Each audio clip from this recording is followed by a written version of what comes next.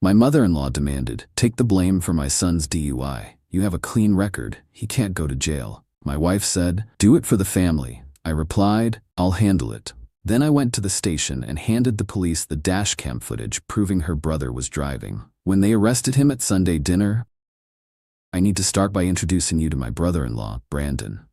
Brandon is 32 years old and has never paid his own rent. He's had 17 jobs in the last 10 years, and I'm being generous calling them jobs. Here's a partial list. Verizon's store, quit because the customers were mean. His friend's dad's company, fired for not showing up. Target, fired for, and I quote, misunderstanding the employee discount policy. He was stealing. The Chipotle one is my favorite. He quit after 2 shifts because the beans made his hands smell weird. Not the job, the beans. Specifically, the beans. He could have worked register, or done prep, or cleaned. But no, the beans personally offended him.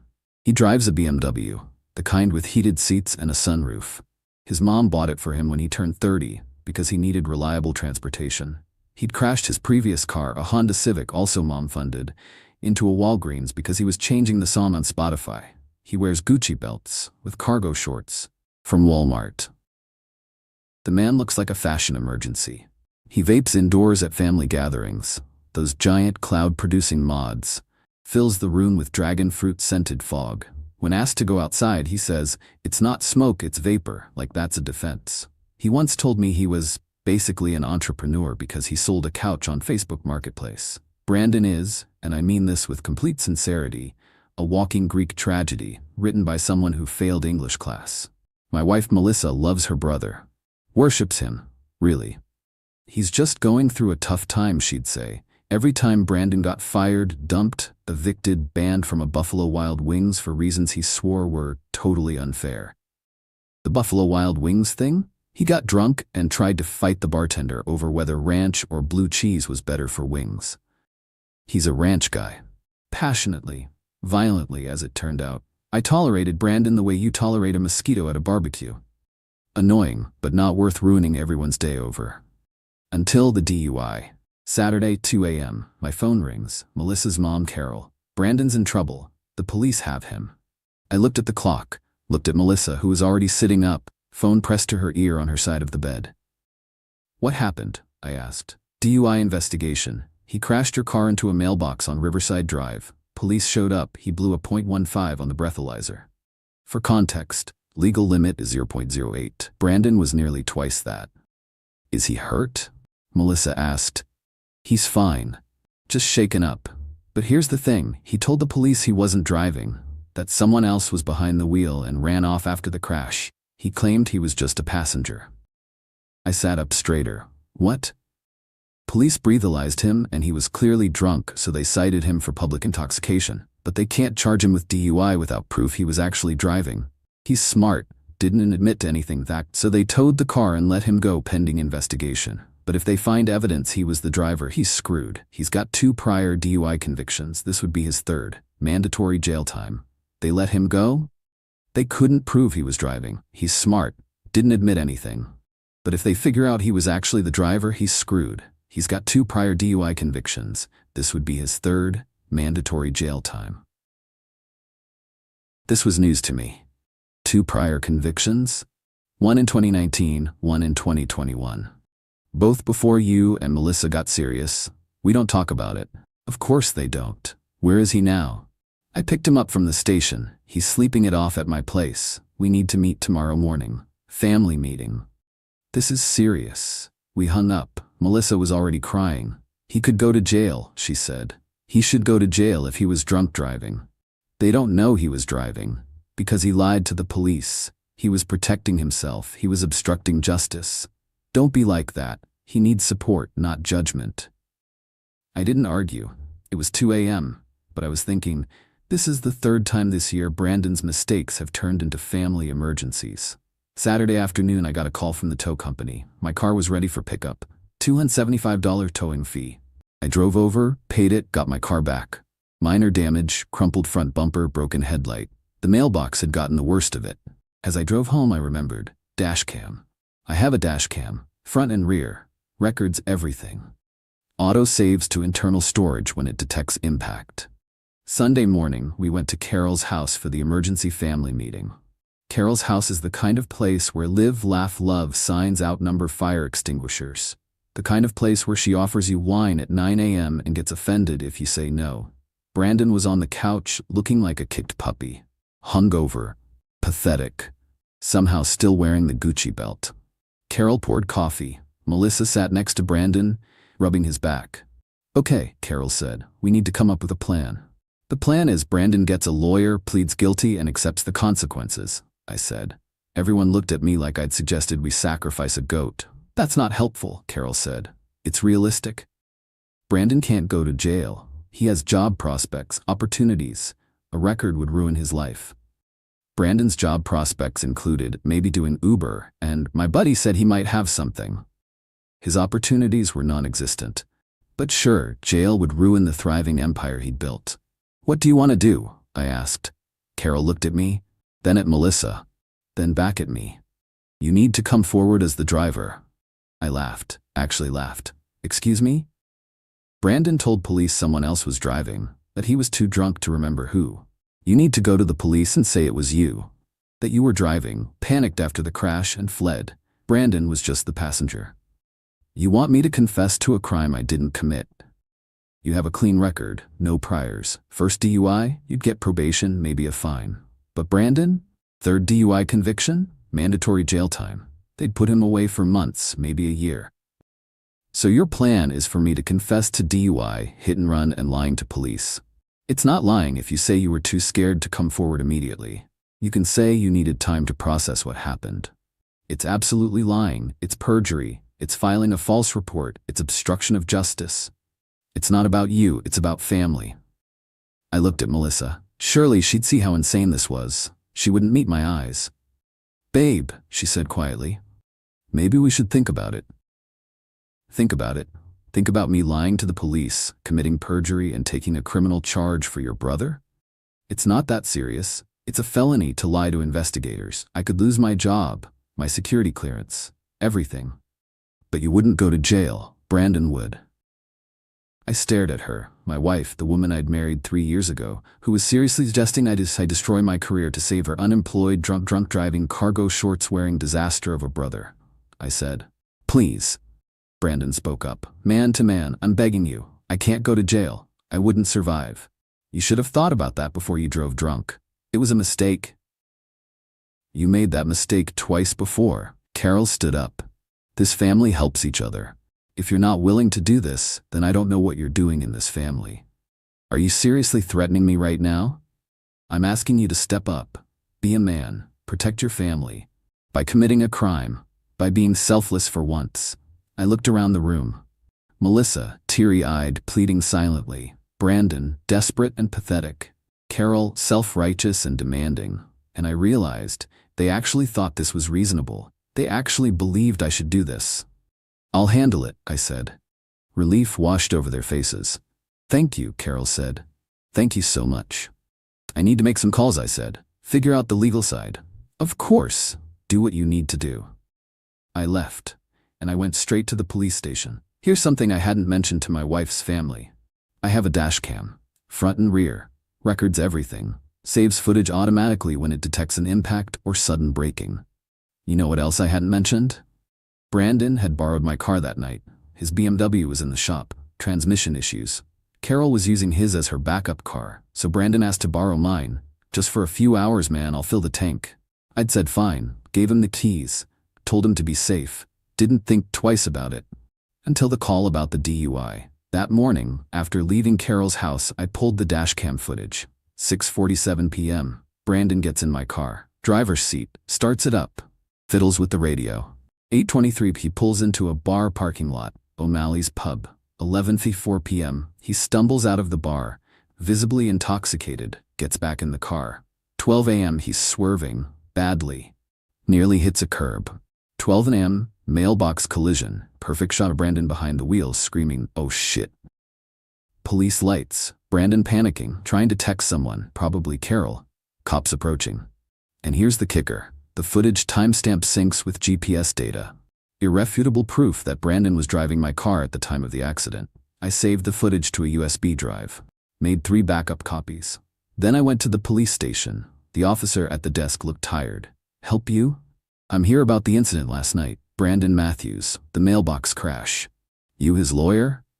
No. I'm the car owner. He was driving my vehicle when he crashed it. The officer's eyebrows went up. He told us someone else was driving, that he was the passenger and the driver fled. He lied. I have dashcam footage proving he was alone in the car and behind the wheel the entire time. The officer sat up straighter. You have footage? Full recording. Time stamped. GPS synced. Shows him getting in the driver's seat, driving to a bar, drinking for 3 hours, stumbling back to the car, driving drunk, and crashing into the mailbox. All alone, no passenger. No one fled, just him. And you're bringing this to us why? Because his family just tried to get me to confess to being the driver. Said I should come forward and say I was the one who fled. Take the fall for him since he has 2 prior DUI convictions and I have a clean record. The officer actually smiled. Family, huh? In-laws. Even worse, let me get a detective. Detective Rodriguez came out 20 minutes later, watched the footage, nodded a lot, asked me a few questions, made sure I knew I could press charges for unauthorized use of my vehicle. I declined, I just wanted the DUI off my record. This is pretty clear, Rodriguez said. We've got him dead to rights. He tried to say someone else was driving but couldn't provide details. Now we know why. What happens now? We arrest him and charge him with DUI, filing a false police report and obstruction of justice. The dashcam footage proves he was driving, which makes his statement to officers that someone else was driving a prosecutable lie. How long? 3rd DUI conviction? Mandatory minimum 90 days.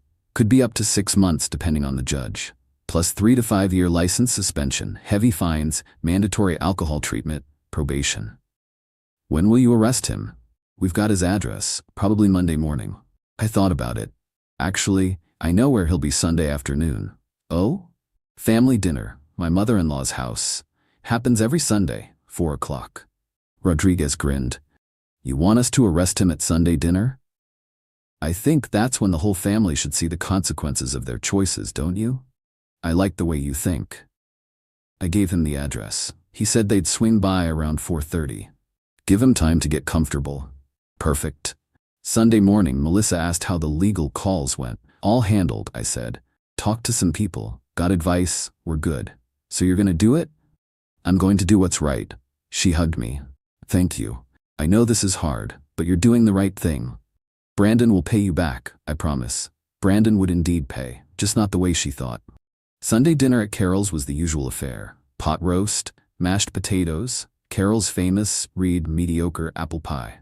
Brandon showed up late, naturally, wearing the same Gucci belt. He'd recovered from his hangover enough to be cocky again. My guy, he said, clapping me on the shoulder. I heard you're taking care of things. Respect. Seriously, I owe you.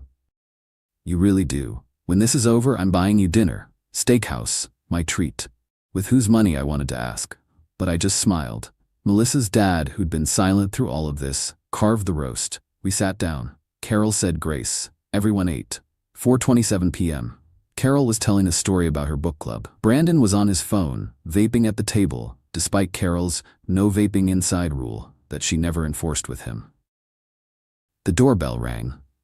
Who's that? Carol asked, mid-sentence about her book club's heated debate over whether Gone Girl was feminist or just mean. I'll get it, I said, setting down my fork with the precision of someone who'd been waiting for this exact moment. I opened the door. Detective Rodriguez and 2 uniformed officers stood there, looking every bit like the hand of justice Carol had spent years helping Brandon avoid. Is Brandon Matthews here? Rodriguez asked, official voice on, but I caught the slight smile at the corner of his mouth. He is. Come on in. I led them into the dining room, like a game show host revealing the grand prize. Everyone stopped eating, forks frozen midair, Carol's mouth literally hanging open, a piece of pot roast visible on her tongue. Brandon looked up from his phone. He'd been scrolling through Instagram, double-tapping pictures of cars he couldn't afford. He saw the cops. His face went from entitled smirk to Snow White in 0.6 seconds. The vape pen fell out of his hand, clattered on Carol's nice hardwood floor. Brandon Matthews? Rodriguez asked. Yeah? Brandon's voice cracked. He sounded 16. Stand up, please. Brandon stood, knocking his chair backwards. It hit the wall. Left a mark. Carol would find it later and probably blame me. You're under arrest for driving under the influence, filing a false police report, and obstruction of justice. Rodriguez nodded to the officers. They moved in, pulling Brandon's arms behind his back. The handcuffs clicked. That sound, that metallic snick-snick, echoed through the dining room like a gavel. Rodriguez read him his Miranda rights. Brandon wasn't listening. He was trying to form words, but only managing sounds. What? No, this is wrong. I wasn't. Someone else was. You can't. Carol stood up so fast her chair tipped over. This is a mistake. He wasn't driving. Tell them. She pointed at me, finger shaking. Tell them you were driving.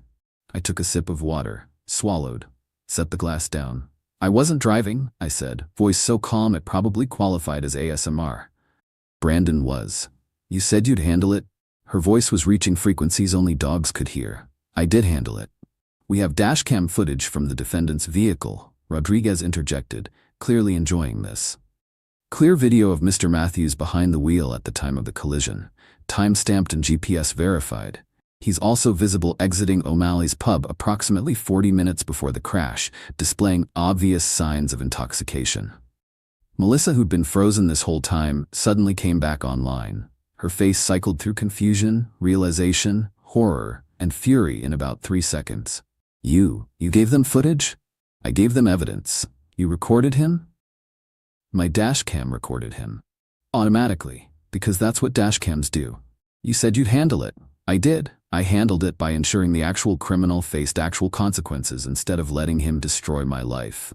Carol was screaming now, full volume. The neighbors definitely heard. You ruined his life. He's going to jail. My baby is going to jail. Your baby is 32 years old and drove drunk for the 3rd time. He ruined his own life. Brandon was being walked toward the door, crying. Not silent crying, full sob crying, hiccuping, snotty, the works. This is bullshit. You set me up. This was a setup. I stood finally, walked over to him, looked him in his red puffy eyes. Brandon, I gave the police a video of you committing a crime. That's not a setup. That's called evidence. Look it up. Oh wait, you probably can't because you'll be in jail. One of the officers snorted, tried to cover it as a cough. They took him out. Through Carol's tastefully decorated foyer, past her live laugh love sign, the irony was not lost on me, out the front door. I watched through the window as they put him in the back of the police car. He was still crying.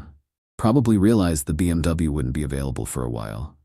The car drove away, lights flashing but no siren. Classy arrest. Rodriguez knew his audience. I turned back to the dining room. The dining room was silent except for Carol's sobbing. She'd collapsed into her chair, head in her hands, shaking. Melissa's aunt, who I'd forgotten was even there, whispered to her husband, "Should we go?"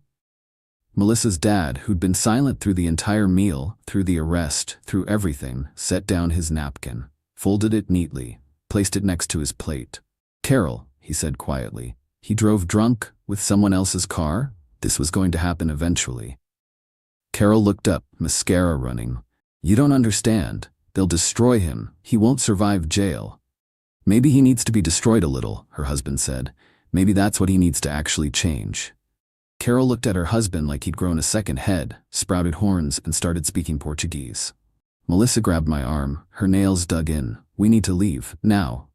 "Sure, let me just grab my coat." "Now." I grabbed my coat, waved to Melissa's dad. "Thanks for the pot roast." He nodded, actually smiled a tiny bit. "Anytime." We went home. She didn't speak to me the whole drive. At the apartment, she exploded. "How could you do that? How could I turn in a drunk driver who tried to frame me? He's family. He's a criminal. You humiliated him. He humiliated himself. My mother will never forgive you. I don't care. I don't know if I can forgive you." I looked at her, really looked at her. "Then don't," I said. "If you think protecting your brother's drunk driving is more important than our marriage, then we don't have a marriage."